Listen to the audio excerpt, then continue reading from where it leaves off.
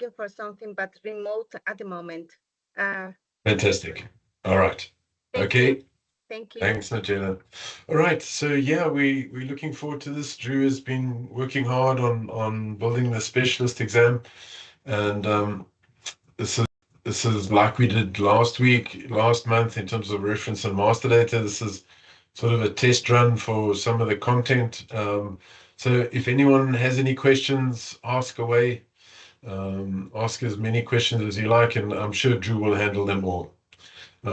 If not, we'll ask Veronica. That's it. Yes. Okay, let me just mute Tom. Okay, great. Thanks, everybody. Drew, over to you, sir.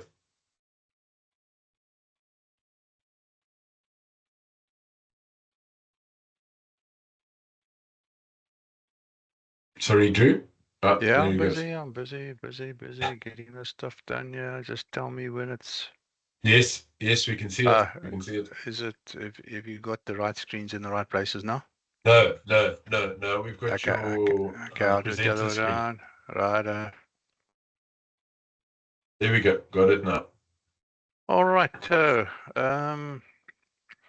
this is going to be my take on what is required and what is involved being the data manager for metadata. Is probably a slightly different take on what Howard and Ned have done previously, but it's just the way I see it panning out. And it's really just obviously in the short period of time that we've got, we cannot get into too much detail. But what I will do is highlight key points and areas for consideration, and then with a deep dive as part of the specialist training, we would flesh those out to a lot more detail. So just to refresh everybody, remember that metadata is about data, and it's used to provide context, structure, information about that data itself, to make it easier to find, understand, use, and manage data. And it provides specific information about that piece of data. Where did it come from? What was the purpose for that data? What is the quality supposed to be? What is the content? What is the structure? What is the format? Kind of metadata is the passport that helps you to navigate your landscape. And it's something that has been growing over the years. It's something that we needed way back and didn't have. And then I love this particular slide. I think I stole it from Veronica way back, but it talks about everything that you would need to consider embarking on a metadata program, and all of the data that needs to be, all of the items that need to be considered with metadata. So even if you just took the top row, who created the data, what was the business definition of this element, where's the data stored, why are we storing it, when was it created, and how is it formatted? Who's the steward? That's very important. What are the business rules? What can you, can't you do with this data, and what can you, can't do in that business? And where did the data come from? This is often quite a surprise to people using a data set or an attribute. They've got no idea where it came from. And when was it last updated? It could be that relating to data quality, but that piece of data could be out of date. Even more important, who's using the data? It talks to service level agreements and stakeholder involvement. And have you classified it? Is it confidential? Is it private? What are the retention periods? Who owns it? Ownership can be quite a contentious issue, especially when you get something like customer data that's spread across a couple of lines of business. And I think Howard talks to that in his master and reference data course. Are there any abbreviations? Yeah. Are there synonyms? Are there acronyms? In every single industry that I've been into, there are acronyms. We think that we are bad in IT. Try retail, try banking, try manufacturing, try mining. It's just as bad. And who's regulating? Who's ensuring that this data has been properly used? Are there naming standards for databases? And are there specific regional security privacy requirements that regulate that data? So, having said that, metadata by the way, is a very, very, very old practice. The libraries of Alexandria and Egypt, which were established in about 3rd century BC and had hundreds of thousands of scrolls, and they were in existence through to about 4th century AD, when unfortunately they were destroyed. The interesting part is that the chief librarian of those libraries at the time was a chap called Callimachus. He sounds like somebody who should be running the Greek restaurant down the road, but no. He was the guy that was credited with organizing and cataloging the contents of these libraries. And that very first catalog was called a pinnacus, which is a Greek word meaning tablets or boards. And some of those features in that pinnacus was a comprehensive coverage of every scroll in the library, encompassing the wide range of subjects from philosophy and literature to science and history. Now we're talking about 3 centuries BC. He did a subject-based classification, a sophisticated system of subject-based classification, organizing the scrolls into broad categories and subcategories, and made it easier for the scholars to locate those works. He created an index of authors, so you could find all the works by an author, and there was a detailed description of the scroll, its title, its author, its subject, and everything else. And it's exactly the things that we look to put in place when we are building a metadata system, when we are building the glossary and the catalog. When I found this, it was like, wow, yeah, and we thought we were being clever. Mhm. In slightly more modern times, in Prague, there's a library called the Clementine that was founded in 1857. Oh, sorry, 1577. And it's got about 20 million books with a very, very, very comprehensive catalog.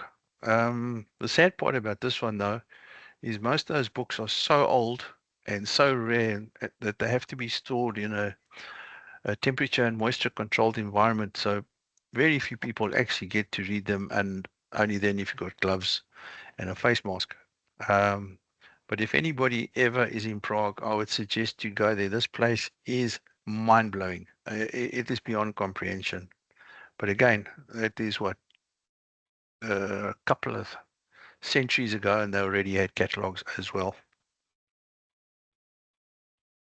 So there are in the modern day examples of metadata and catalogs. We think about things on e-commerce platforms, Amazon, Takealot, Temu. They've all got their product metadata that includes your product names and your descriptions and your prices and images and categories and reviews and stuff. And more and more these days, if a online retailer does not have a comprehensive product metadata, they lose business. I gave the example to people this morning that during the initial stages of the Eskom load shedding, I went to 1 or 2 websites looking to buy a UPS, and there was beautiful pictures of the UPS and everything else. But none of them told me whether the UPS actually came with a battery or not. And as a result, I didn't buy from those retailers. I actually eventually went into a bricks and mortar store and found one with a battery. But that put me off. If that comprehensive metadata was in place, I would have bought there. The other area where we see and experience metadata every single day, for those of us that use social media platforms like Facebook, like Instagram, like X, there's the social media around posting date, author, location, hashtags, comments, likes, all of that kind of stuff.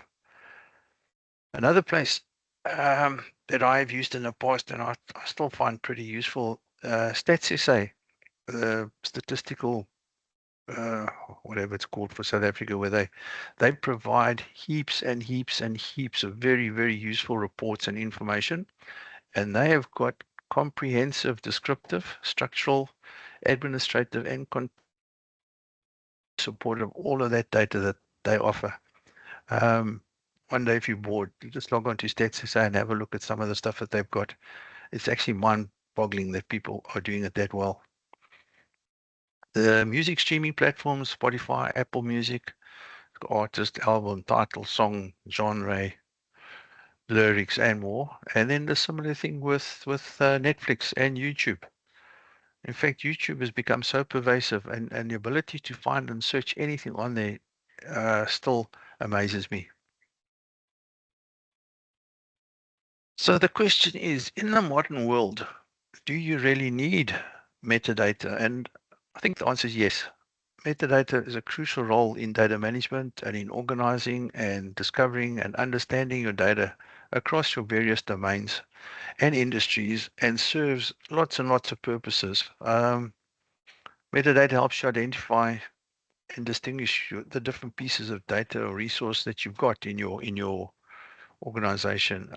It absolutely helps when you're looking for searching and browsing and retrieving data from, especially out of a large data lake, as well as other diverse data repositories that you've got in your environment. Metadata gives you context, additional information about the data. We talked about a little bit ago about what Callimachus was capturing, and that's that context and that description, those other attributes. It helps you to manage and organize your data, proper storage, proper access, proper maintenance, and proper retention. That would also include categorizing it for security and privacy and confidentiality. Metadata is crucial if you are sharing data across organizations. It absolutely provides a base and a standard. And when it comes to the preservation of data, archiving data, metadata, archiving can help with that one. So just to prove how relevant it is, in our data world, in our DMBOK, I did a quick search the other day for metadata, and the term was mentioned 854 times. In fact, we did it today, and I think the number even increased a bit. So maybe Veronica's book's got more than one. And it Revised underpins. edition. It must be. Okay. Yeah, revised edition. You pay more because it mentions metadata more. And I mean, metadata underpins governance. It underpins master and reference data. It underpins architecture. It underpins modeling. It underpins data quality hugely, data security and warehouse and analytics and focus enough on how important it is. And then having said that, some poor person is going to have to be the manager for metadata. And that person needs to have very, very, very broad shoulders, because it's a hell of a task. I know that I've been involved in a few projects, and it's frighteningly how broad it is, how deep it is, how vast it is. So what I've done is I've summarized out of all of the notes what I believe are the key skills that a data manager for metadata would need to have. And these are by no means a true full list. I have not included in here deep technical skills, which I think most metadata managers would have, and following the path that they would have followed to get to where they are.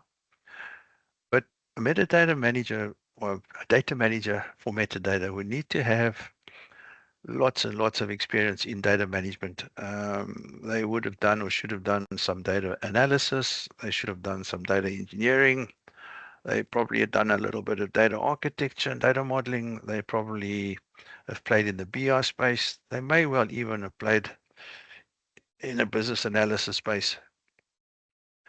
They definitely would have very deep experience in the metadata management side of things, developing and implementing those metadata standards and the policies and the procedures and the strategy and the roadmap.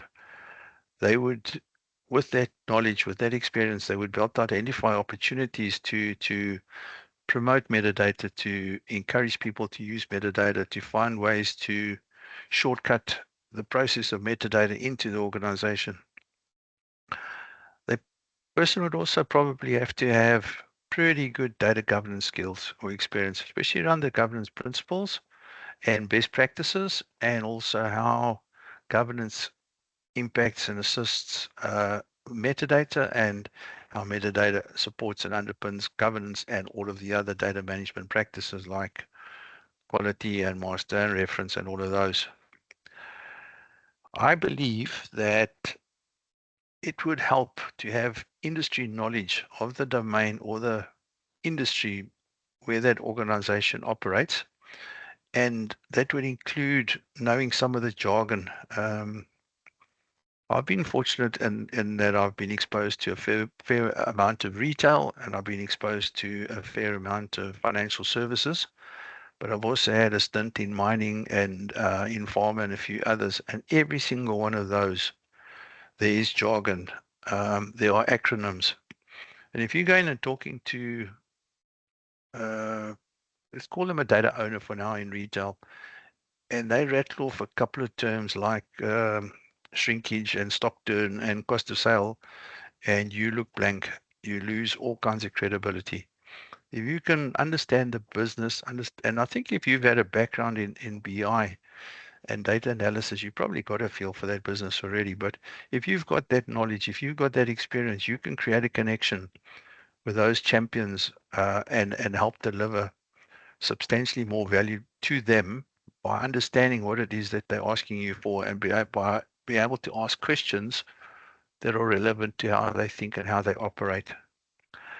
And then as a punt, I think that it's highly critical that you have your CDMP fundamentals, that you have governance, and that you have metadata at a specialist level. And I suspect that, or not, I don't suspect, I recommend that master and reference data goes hand in hand with that, as does quality. When it comes to interpersonal skills, obviously you need to have the ability to write and communicate verbally and to interact with stakeholders at all levels. You need to be able to talk to the data owners and the data stewards and other data management team members. You need to be able to talk to members in the IT team. You need to be able to talk to deep techies, and you need to be able to talk to really senior C-level executives.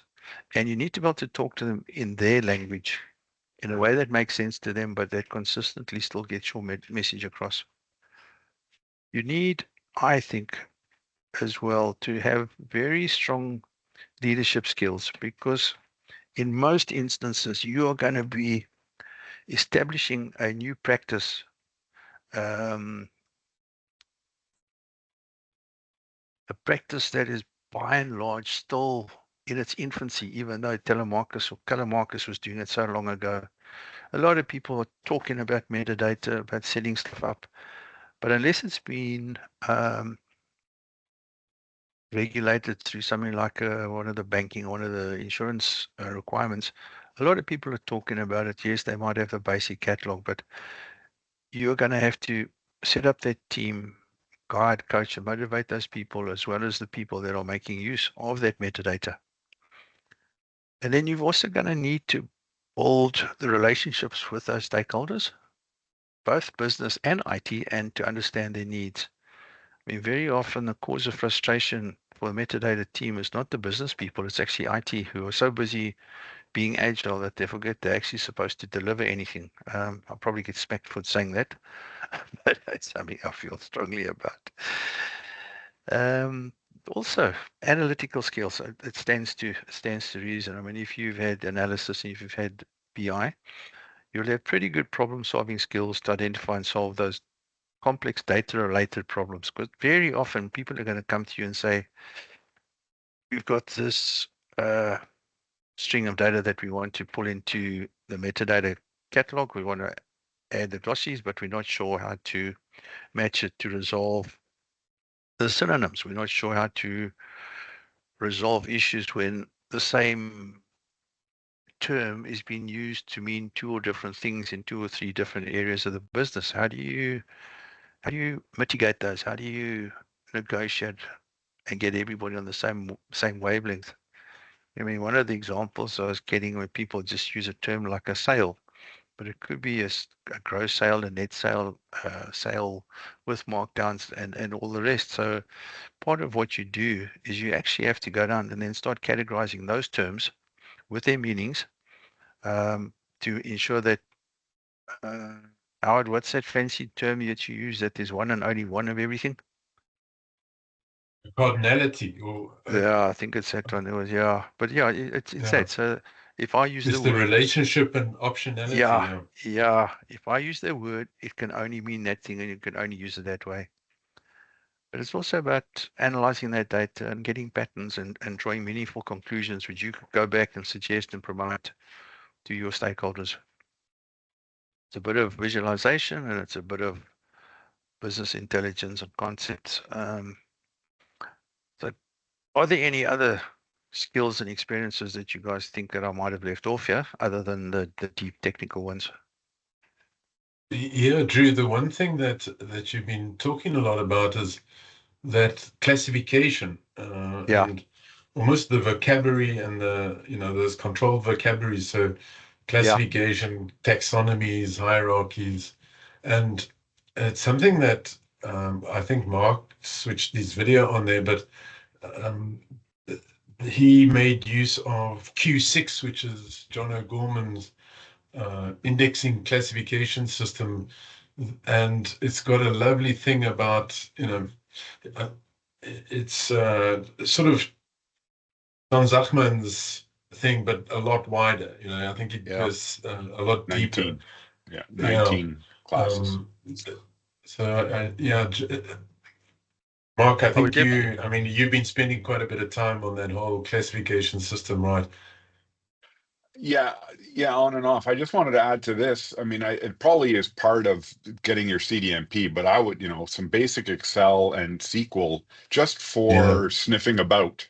It sure is handy to be able to do select distinct from a table to figure out how many versions of Howard Diesel you have. Yeah. So Mark, again, definitely maybe you meant that built into some basics here. it's down here at the bottom of the page. All right, very good.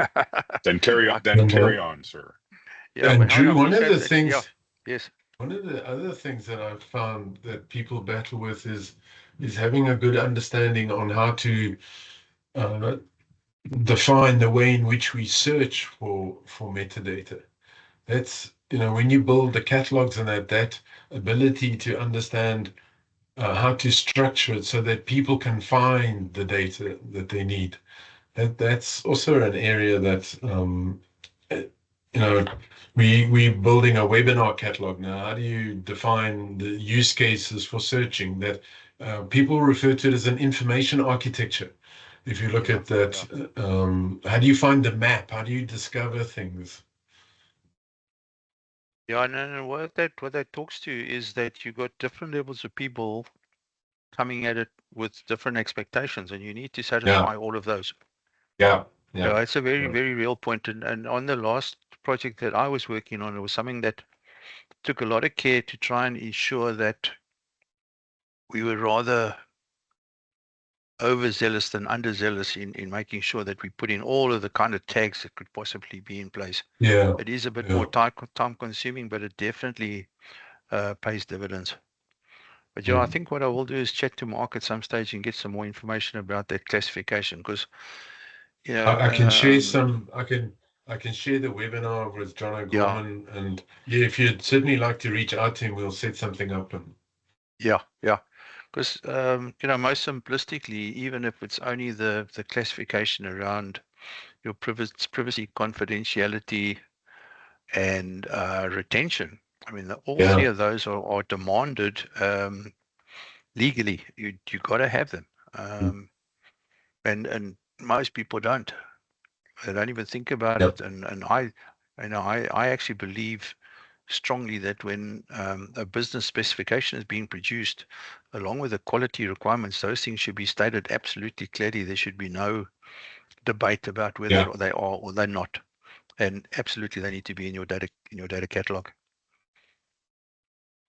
All right. So then, having suggested that we might need some skills, I broke it down and said there are some broad responsibilities for a data manager. And again, as I said, this is a high level stab, but it is by no means to the depth that it would need to be, but it should be a trigger. And if you use that beautiful 5 whys and a how from screen 1, it would also help you with all of these. So, I mean, unless the metadata program has been in operation for a while, the very first thing you need to do, otherwise you're going to go off track, is define your requirements. Identify those stakeholders who are going to be using that metadata and what their needs are, what the drivers are. Absolutely, what are the drivers of the organization? It could be that it's a legal requirement. It could be that it's access and retrieval requirement. There's a bunch of them. You also would need to, as part of that requirements, confirm which of the data domains or which of the lines of business that are going to be in scope initially. And then what are the critical data elements that are relevant to those domains? Yeah, again, I've looked at organizations where they might have customers in the true sense of the word, as in somebody that comes into a store and pays money, but they might have patients who are getting pharmaceutical care. They might have account holders who are using financial services. They might have, well, they would almost certainly would have employees. Now, which of those domains are you going to focus in, and can you leapfrog things by identifying those critical data elements across those lines of business and maybe getting some quick wins? Crucial as well is to develop the metadata strategy once you know who's looking for the data and where they want to go to. And yeah, 4 words, but it involves a hell of a lot more work. And then Howard, this is where it comes to what you were talking about in terms of the searchability, is your metadata standards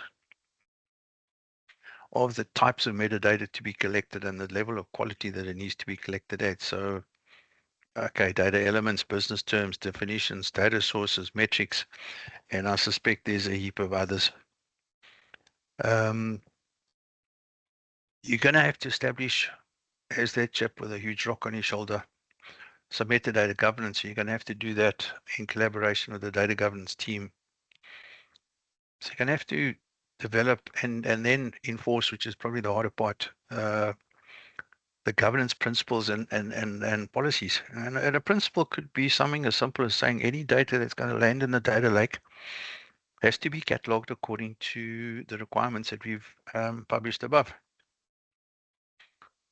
Again, in terms of consistency, you need to say, well, what is the metadata quality that is required in order to make the work worthwhile doing, in order to ensure that when people search for data, they get the answers that they want quickly, easily, and without confusion. You need to manage the metadata lifecycle and the way of work. The question there is, who should be capturing business terms in the business glossary? Who should be updating the data catalog? And it's not the metadata analyst, because that person does not have that deep business knowledge. It probably is the data stewards, the data owners, maybe business analysts in working in collaboration. Absolutely make sure that you're in compliance with the data privacy and security. And that includes making sure you've tagged data that should be treated as private so that people can know it's private and know that they're not supposed to do stuff with it. And reporting going to become quite a big issue as well as the practice grows and as metadata takes root. So your data quality reports about your accuracy and completeness and consistency and timeliness. Your compliance reports, have you got the data privacy and compliance in place? Have you got the data governance policy compliance in place? Your metadata usage, are people using it and are they accessing it? If they're not using it, maybe you should go and find out why they're not using it, or if they're only using a piece of it. It could be something that's glaringly obvious that you, as the metadata manager, as the metadata team, have not actually realized. You need to be almost certainly producing your lineage reports. And then along with the quality report, your inventory report, how much have we got? What have we captured? Where do we get it from? It's all of those good things. Now, the beauty is that a lot of this stuff can be developed fairly quickly, fairly easily, because most metadata tools come with a fairly strong reporting requirement and a well-structured database underneath with APIs that you can get to these things. Sorry, Drew. Yes, Sorry, Drew. yes. Just a question. You mentioned the business, the data stewards. Now, of course, one of the things that goes a bit funny with metadata is a lot of the metadata is coming from technical tools, repositories, and so all of a sudden, for example, the data models, the modeling repository that the architects are responsible for, or your sort of data dictionary, data catalog, uh, and quality metadata. So that sort of ownership model, I get the feeling that using like the subject areas for ownership is not really going to work in this case, because it's more like system ownership in a way. So how do we you bring these two together? So yes, the data steward's certainly going to be involved in the glossary and things like that, but the wealth of sources, technical sources. Quite neatly identified that there's both business metadata and technical metadata, and quite correctly, it would not be any kind of data owner or data steward that would be pulling in data dictionaries from directly from physical databases and pulling in data share agreements that are moving data across the landscape and everything else. But I do believe where the business people really get involved in, and it is a collaboration, is to say, let's take a line of business, let's take the critical data elements that they work with on a daily basis, and let's take the terminology that they are using and use them to build the glossary, and from that glossary use that to drive out the catalog of the data that makes up those terminology, those terms, and the work that they're doing. And then on most of the tools these days have got the ability to link from that catalog through to the physical data dictionaries and everything else through some of the AI tools and that are coming along.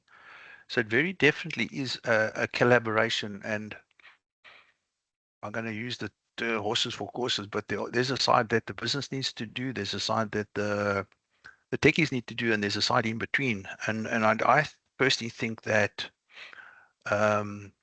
business analysts can play a really strong role in some of that side as well. I think one of the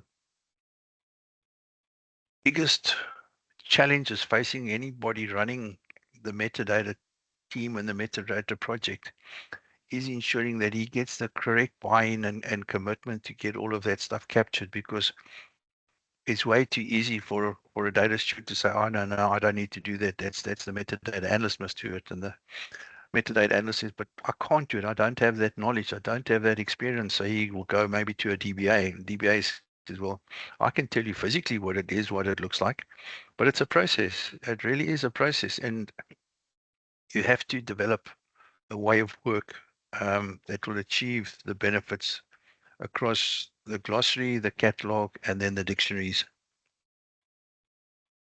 Make sense? Yeah, I mean, I get what you're saying there. It's just where, if we look at the architecture, where it's now pulling data from the report server and the BI and the data modeling repository, and even the DQ, the results of data quality engine, or the results of ETL. Now those are there's a lot of operational metadata as well. Yeah. So now it's that sort of, then we almost need people in charge of those types of metadata that will ensure that we've sort of got a two-way communication path that brings it all together, so you can do that comprehensive impact analysis. Yeah, It's yeah. it's a very wide range. I think it talks to, what I mentioned right up front is in terms of defining your metadata requirements and the stakeholders. Yeah, So yeah. a business data owner almost certainly wouldn't be interested in seeing, well, maybe not. I was going to say a lineage report Yeah. or extract, but yes, they might well be. But if the stakeholder for that, for instance, is the data quality team, so then their requirements need to be met, and the data model or the meta model needs to cater for that. And a part of that would be one of the ingestion processes, and who needs to man up to that. I The suppose what I always find interesting with metadata is that the scope of owner and steward gets wider, like a lot wider. yeah. Well, I used the example the other day. Even amongst ownership, I did work at one of the furniture retailers a while back, and they sell furniture on credit. So Mm. the data owner responsible for signing up the client is responsible kind of for making the sale and catching the basic client information. So they're the owner, and then they would have their stewards doing that piece. However, then in the process, that gets passed over to somebody, a different department that does the credit management side. So what they are doing is assessing risk and getting banking details and all sorts of stuff. So without the core metadata, without the core master customer, they can't do the next piece. But the first data owner cannot do the work of the second data owner. It is quite a unique piece of work. It's been passed over the fence kind of thing. Then you buy a piece of furniture, and then a third team takes over because they've got to deliver it to you. So now they're looking for geographical information. Then there's a fourth team that sells you insurance, and they've got a different requirement. So this is what you're saying. You cannot say there's one data owner for customer in that instance. Yeah. Each one's got a bit of responsibility, and also in terms of who do you go to? What I've seen happening a lot, and I think you've got the same experiences. More and more people are streaming data into a data lake, and because it hasn't been done in a controlled manner, nobody's really quite sure what is in there. So they repeat the process because they might need to add an extra attribute. They then take that data and they use that to create a data product. And for me, data products should be cataloged into your metadata repository so that you know what it is, where it came from, how it was created, what data was used, and all of those things. And that's also not then a typical data owner or a data steward, but it would be somebody in the data sciences team, a data engineer that needs to be capturing that. But again, it goes to making sure that you've defined your standards clearly for all of those different types of metadata that you're going to collect. Mm. It's a massive challenge. It's a massive program, but you've got to see also where you're going to get the best bang for your buck. Because you cannot embark on one of these multi-year programs and deliver nothing.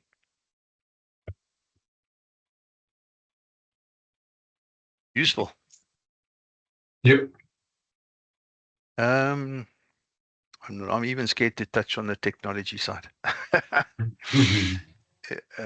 You probably need to have a say in defining the metadata architecture, but most instances, I think that architecture is going to be dependent on the product that gets chosen. And very often that product is chosen on the back of another purchase, like a quality tool or a modeling tool or something else. So you would get one of those metadata architects, either the centralized one or the distributed one or the bidirectional one, which makes it easy enough to use. And again, it goes to what data are you sourcing and how broad it is. And if you think of that picture from the DMBOK, it shows all of those different categories of data that is flowing. You'd also need to be involved, hopefully, with implementing the tool. From a technology perspective, you need to design the data model for the glossary and the catalog and the structure and content and quality, and for the physical side of things, the databases and dictionaries and ETL and integration and warehouses and lakes and data sharing agreement and data usage agreements and business process diagrams and. The part that I think is quite onerous, but it's very, very important for anybody acting in this role, is the marketing and training and education. That person needs to be standing at the front door of the company every single morning, shouting the audits and the benefits to the broader data professional community. They need to be making sure that the correct training at the correct level on the chosen platform is made available and delivered for all of the different data users and the stakeholders. They need to be marketing and doing the communication on the goals and the roadmap and reminding people of that. And they need to be celebrating wins. I think a lot of times us IT type people forget that we are allowed to celebrate the win and take some credit and stand back and let people enjoy what we've achieved. An area that I believe as a manager or as a leader in a metadata program, there is huge opportunity, and that is to run awareness programs and roadshows into the business community on the benefits. And I mean, some of the examples that I've thought about and I try to get people to think about using. So in every company that I've been to, the HR people have got reams and reams of induction manuals that they print out, and there's different versions depending which department you're looking at. But by and large, every one of them has got the basic terms that are used in that company, the that are used, everything else, and it's all captured in Word docs or in PDFs or whatever. Just imagine if you could use the business glossary to capture all of that, and then you use the portal that any new employee can go to that portal that could look up the term, get the correct the explanation once off. To me, it would be such a win, and save so much time, so much effort, and remove so much confusion. The other side of things is we've all seen every single time there's a system, there's a change, there's an enhancement. Some business analysts will go and beaver away and they'll use Aris and they'll produce a whole lot of work.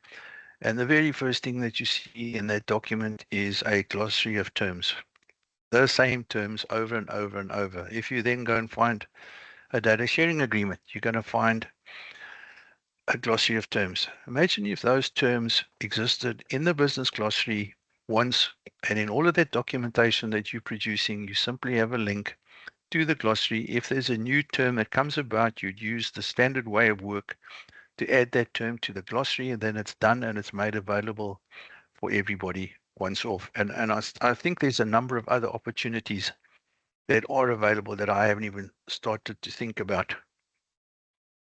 But yeah, this is where you use the tool in a broader sense to deliver value way beyond what it was intended to do. Sorry, Drew. Yeah. There's a lovely story that Steve Hoberman tells. He shared with us that this one organization he went to go and build an enterprise data model for, and they decided that they were going to go and do the initial design on an island. I think it was for M&M. And so they basically shipped a lot of the execs and the SMEs to this island, and Steve was there for, I think, for a week, and he spent a lot of time building the subject area model and the high level conceptual model. He spent that week doing it. And he said, I think he said he spent something like 3-4 years building the whole thing. And he said the thing that has most impressed him is that they use that subject area and concept model as part of the induction. When people come in, they use his model. They said hasn't been used in a lot of the data modeling things, but it's still part of the induction program. It makes absolute sense. If you show a person Yeah. a conceptual model of what your business looks like, it's like a bingo moment. Yeah, I like that. and he added a lot of metadata properties to the entities, the core business concepts, like who's the owner, Yeah, who's the steward, yeah. and so people could go and find the person they needed to talk to if they needed that data or whatever it was. So Mm. Yeah, it makes absolute sense. That's why, as far as I'm concerned, the DBAs and the rest can get lost. You get more value out of this side of it, but no, it's a multi-pronged thing. yeah, Yeah, you probably want to do a maturity assessment and use that to drive the roadmap. But I'm not. Most instances, you're going to know what your metadata maturity is before you start. I don't think you need to go through this effort. And another very important part, if you're starting from scratch, is to establish your team. And it's a combination of metadata analysts who are going to do the day-to-day work. They're going to create, maintain, update metadata records, ensuring the accuracy and consistency. They do not do it on their own. They will do it based on what they get given. They will work with, when we're talking about stuff in the catalog and the glossary, they will work with the stewards, the domain experts who provide guidance on the definitions and the relationships and the usage and again, the quality and compliance. And then, yes, you might have some engineers who would work with and maintain that technical infrastructure as well as create the code to integrate that metadata with the warehouse, with the lakes, other systems, APIs, ability to onboard large batches of metadata from diverse sources and that kind of side. Interesting story about the metadata analyst working with data stewards at a retailer recently.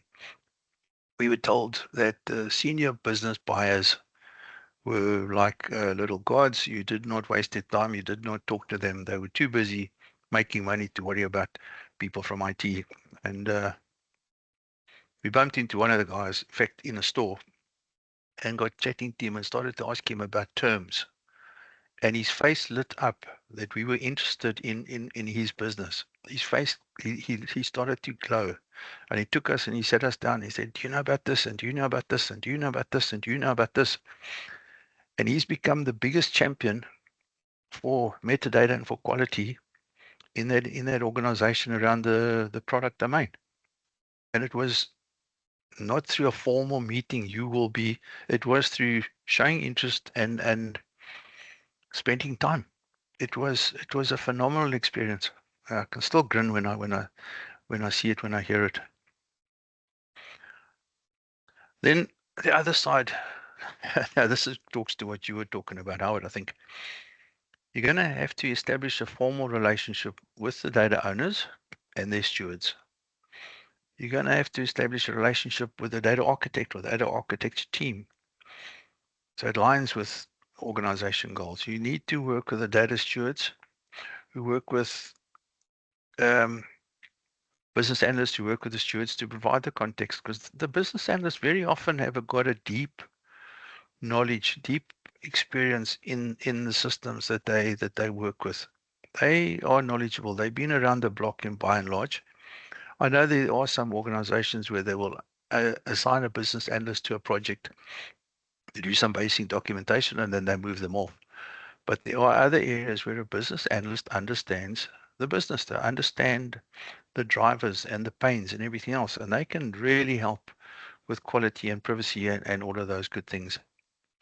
There needs to be a strong relationship with the data science team, the data engineering team, who can give you input on their requirements, on the models that they are building, and they can help develop the metadata standards to suit their part of the world. You need a relationship with the data engineers to ensure those downstream collaborations and enhancements and integrations and replications are being captured in the repository that people can find it. You obviously need to be quite good mates with the data governance team.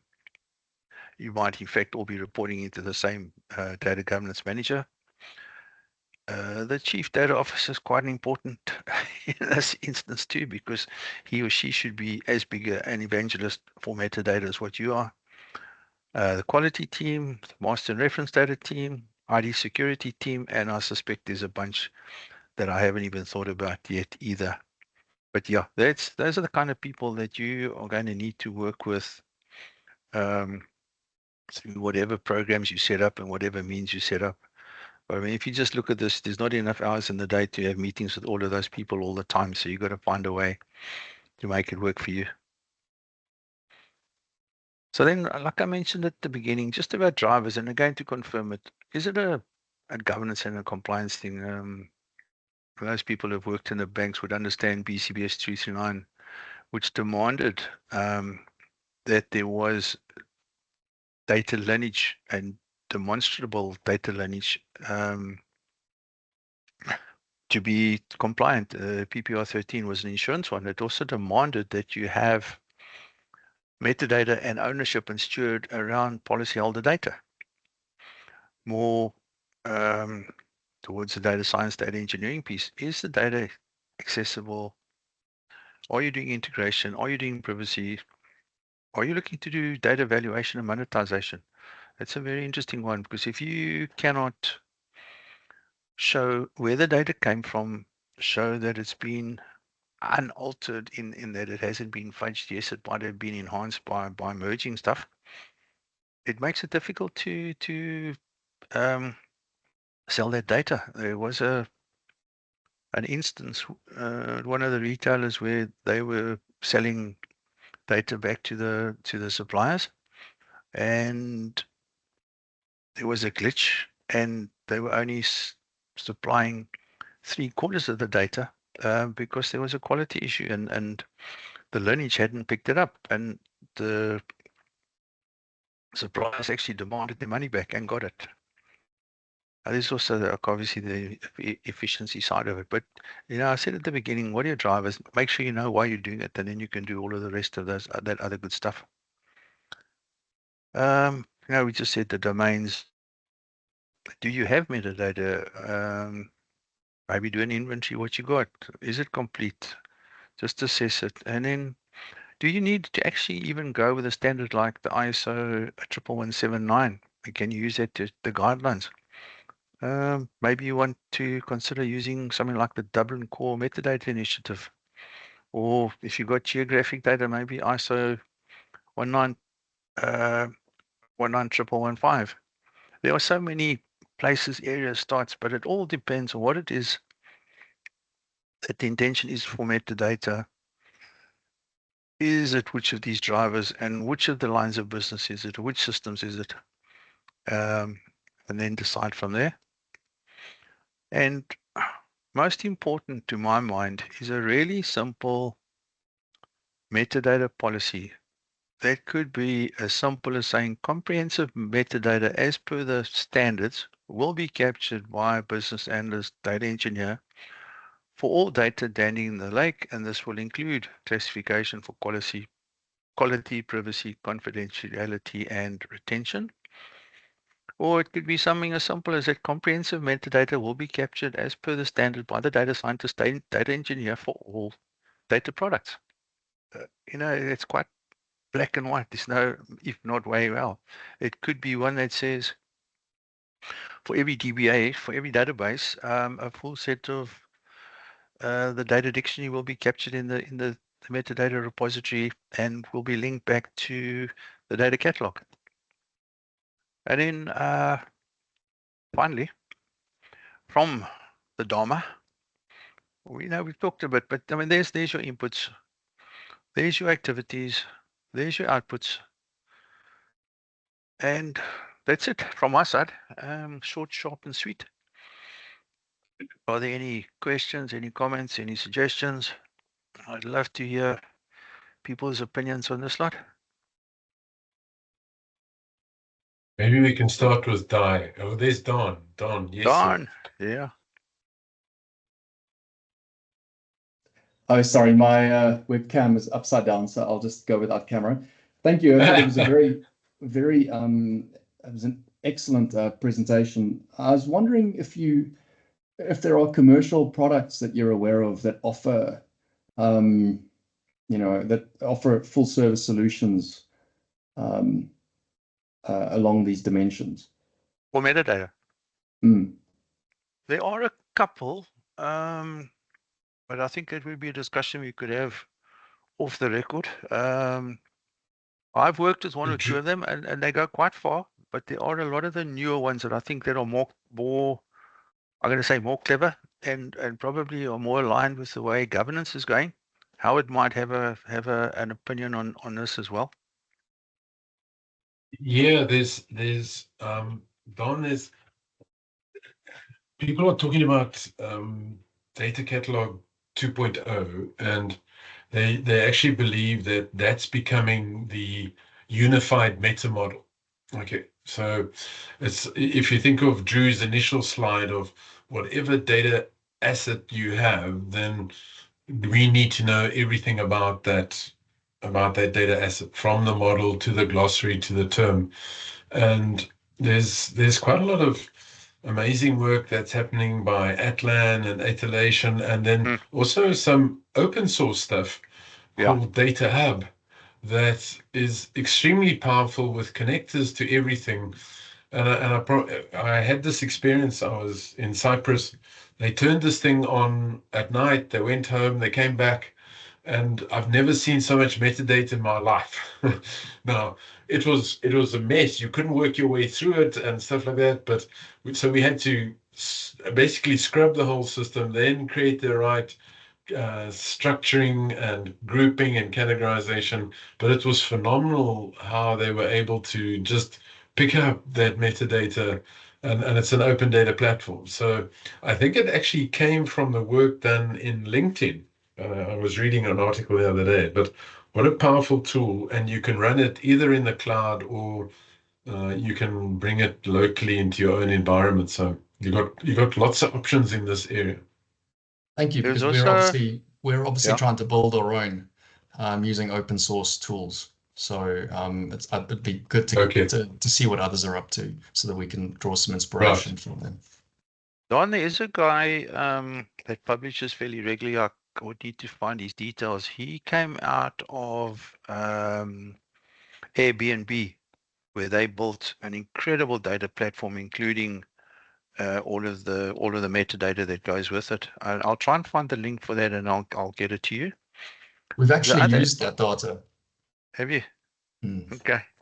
The other one that I did see that it was a while back that was really, really good was where IBM were going with the information governance catalog, which was built on their banking model, and it had some very neat machine learning capabilities inside there.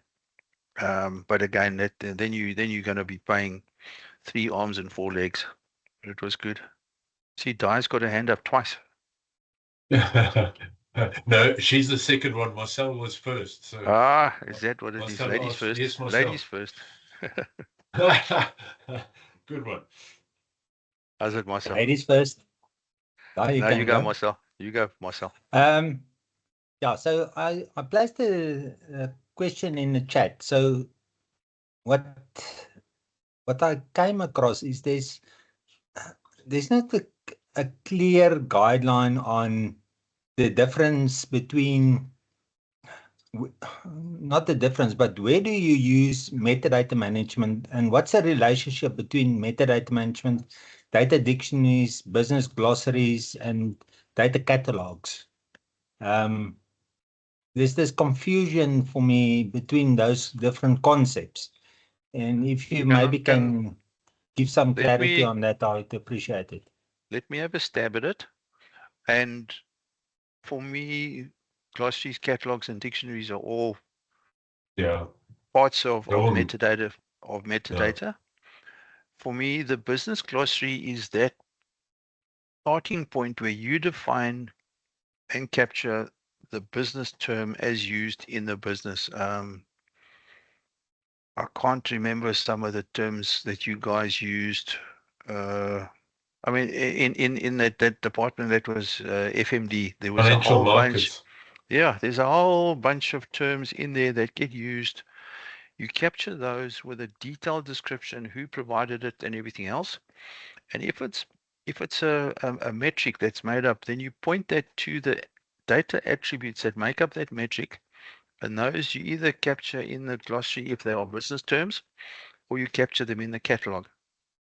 For me, the catalog is where you go to look up asset, sale, whatever it is. There'll be a good description and it'll tell you how it's made up, and it'll probably tell you if there are synonyms for it.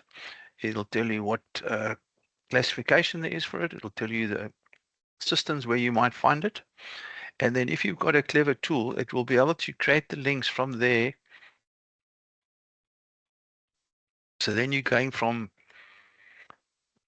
conceptual through to logical to physical, as I explain it. Does it make sense, Marcel?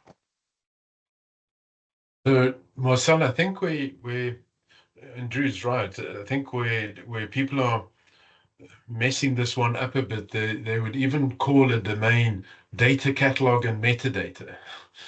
And so it's almost as if data catalog is not metadata. And I think that's where people start misusing the term. Yeah, You know, Howard, my experience why I asked this is, you know, our data management tooling business case that we've been busy for the last 8 years. yeah. Yeah. I think we're getting a little bit closer to that. But now the suppliers are confusing the people that we engage with. So one supplier come with a catalog, you know, the one where we just built a dictionary, that's actually a catalog. So and as soon as those suppliers or those vendors come in and they talk about the same concept but with a different meaning, then you know it confuses everybody. And so I just want to get a clear differentiation of, you know, to put a stick in the ground and to say, okay, according to us, this is a dictionary, this is a catalog, this is a glossary, and this is all So these things are all part of metadata. Marcel, I've got an image somewhere where we can show you what I did was people were getting also confused between metadata and master data. So I actually showed them how the glossary links to the catalog and the data dictionary and the quality rules, and then how that is in comparison to master data. So I can show you a slide that we built that shows them the difference and basically. Yeah. Can you please share that with me, Howard? Sure. If you don't Sure, mind. I can. No problem. And what is interesting, Marcel, is also looking at what we call the unified meta model, where all of these things are connected to each other, so you can navigate, as Drew was saying, almost coming through the glossary to whatever data point, data element, whatever it is that you need, and you go through that. Yeah. That does your picture show that lineage, if you want to call it that? Two pictures, yes. Okay. That would be excellent, please. Okay, fantastic. Thanks. And then we've got Di. Yes, Di. Thank you, Drew. Sorry, my camera is probably not great. The light is not good. Love the bow. That's always me. I know. Yeah, as you know, I often take a very simplistic approach. And for me, metadata is just another type of data. So it's like the transaction, the master, the reference. However, I think as you highlighted, it's our biggest challenge, but we've got to accept that big challenge. So round the Dharma-Dimbok wheel, metadata has an architecture. There's a model, we store it, we secure it. The big challenge with metadata, or one of them, is we integrate it. Is there some master and reference data around metadata. I'm not sure about that one. Is there metadata about metadata? And of course, there's quality about. So I think if we can accept and meet the metadata challenge, the other types of data might be easier for us. So metadata is the most difficult one because there's a governance about it. So we've got to treat metadata just as another type of data, because if I'm the metadata analyst or manager, metadata is my data. It's just data at the end of the day. Does that make any sense, guys? Di, I would need to ponder on that one a little bit. I'd absolutely buy in with what you're saying about the governance and the quality and everything else. Maybe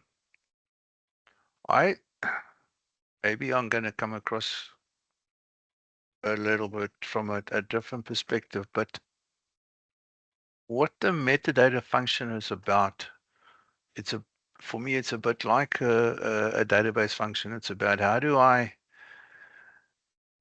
collect, store, and present metadata, which is the data about the data, much like in a database. How do I collect, store, and make accessible the data, the transactional data, the master data, reference data? I'm not sure. I need to think about this one a touch. Okay. Maybe we could have another discussion. Yeah, how it go? Yes. So Di, there's actually it's a fascinating world when you build these meta models. There's actually something called a meta model, okay, which is the metadata of a meta model, okay, of the metadata. Yeah. So and a lot of your Archimate and enterprise architecture tools use that extensively to be able to differentiate and to build structures that they can, integrate metadata with, So how would you map metadata from a data modeling tool to metadata from a BI reporting tool? So if for you to connect these together and talk about the same level, that's certainly something that you need to do. Okay. If it's relevant to do it. Sure. But a lot of the times when you a lot of the times when you, for example, Drew, when you're trying to find the lineage or an impact assessment, you connecting everything to everything. So anything that moved as part of a transformation rule, that moved from source to target and then landed up on a BI report, that landed up on this, you're having to operate at higher levels that are mapped appropriately. Of course, this is part of the meta model that you're building. Yeah, I had to. So I'll go quickly. It must be time. Yeah, what you're going to see there is that you're operating across a bunch of different platforms with different technology, and at different times. So yes, it is. It can be an unholy mess. But sorry, I interrupted you. No, I remember working, and perhaps not, you remember him, Howard, Nigel Holloway. Yes. And he had a vision always of hovering over an attribute on the screen, and you could see what it meant, where it came from, where it was going, what rules had been applied. And for me, that's my dream of metadata, to bring the metadata to the consumer of the data. Yeah, to make it's actually working, Di. It's working like that. So eventually, you watch when you install Informatica, it will highlight in your Word document. It will put blue squiggly lines there to say click on it, and you can go to the glossary, and it uses that to navigate. When it sits in your Power BI tool and it's in a display, they actually they're connecting all of this stuff together. So you've got a navigation path. Yeah, well, this was our vision 20 years ago. So I'm very glad that because that's what metadata has to be visible to the people who need it. Yeah. There's Thank also you. a fairly new concept in the market called a data marketplace. Yeah. Where it's a bit like an online shopping portal, but it's for data. And you can go in there, see the data, and then choose, and it'll give you samples of that data, pull it through. But yes, it doesn't do what you're talking about, how it all of that lineage all the way through. Yeah. I see we've got another hand up there. Is it Kira? Yeah, it's Kira. Hi, how's it, guys? Hey. So I just want to ask a lot of the technologies and tools, kind of promise this silver bullet of fetching this data and creating this magnificent lineage. But what I found is that a lot of it still has heavy reliance on the owners of the systems of records. So my question is that have you found the same, or is it just me? And how have you overcome some of those challenges? You are not alone. You're really not alone. And that's why I showed in one of those slides the collaboration between the metadata team, data stewards, business analysts, and others. It's going to be, because there's so much knowledge built into how the data's been created and what it's used for. Technology is never ever going to draw that out for you. You need to add the human touch to get that true value, in my opinion. Which is why you've got to be sensible with how big you look at it and do it in bite-sized chunks.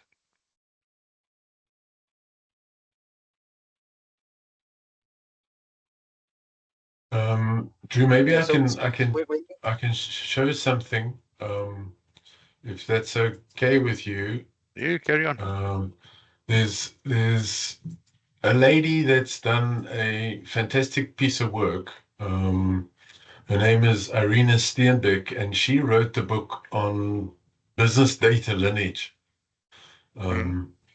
So I'm just trying to get the presentation. Okay.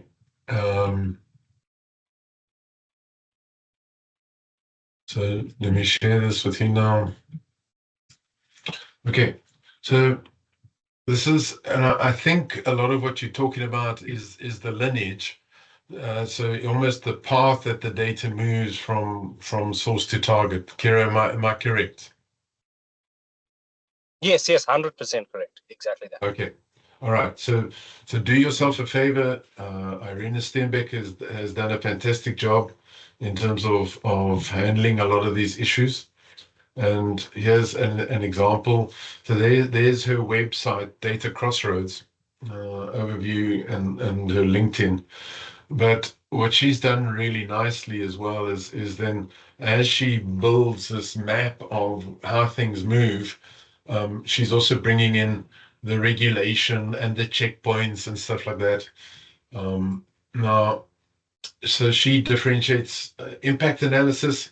So if you're going to change something in the source system, which reports have been affected, or if you've got a problem in the report, where is it coming, potentially where does it come from in terms of root cause analysis? So quite a nice thing, and there's all these different descriptions on what you can get. So the different movement requirements, and I find this very helpful, the way in which she's defined business requirements in terms of, these are the business requirements to move data and to understand where the data's gone and terminology. And there's this sort of meta model. Now, the thing I wanted to show you was how she creates what's called a vertical lineage and a horizontal lineage. So here is a horizontal lineage that most ETL tools like Ab Initio, Metadata Hub provide you with, but the challenge that you've got to do is then associate that with going all the way up to physical data models that's not in the source system, then your logical data model, your conceptual data model, your business subject, and then your business processes, that Zachman thing. And she almost demonstrates how important it is to have all of these different areas coming together. And here's some of the concept maps that she uses and the database designs that she builds to create all of this stuff. And here you can see what is your data lineage requirement, what is the lineage type, where does it come from, and how does she put all of this stuff together. So you have to be working through this whole scenario to understand. And then what she's got is a breakdown of the different solutions and which areas they cover. So, for example, Avenisha, this is 2-3 years old, so I'm hoping she's updated it, and she can say that's what Avenisha does, but it doesn't do process models or doesn't do business architecture or knowledge graphs. And so you can see that Don, this may be helpful to you as well in terms of understanding what they provide. And then there's another diagram that talks about using top quadrant to be able to show all of these relationships and lineage that you've got. Now, so there's lots and lots of work that needs to be done, and the tool on its own is not enough just to be working with horizontal lineage. And I was in a training today, and they said they've got a lot of these fancy tools, but it produces so much data that they can't make sense of it a lot of the times. And if they can't bring that connection up to the glossary and the data model, then they really battle to make sense of it all.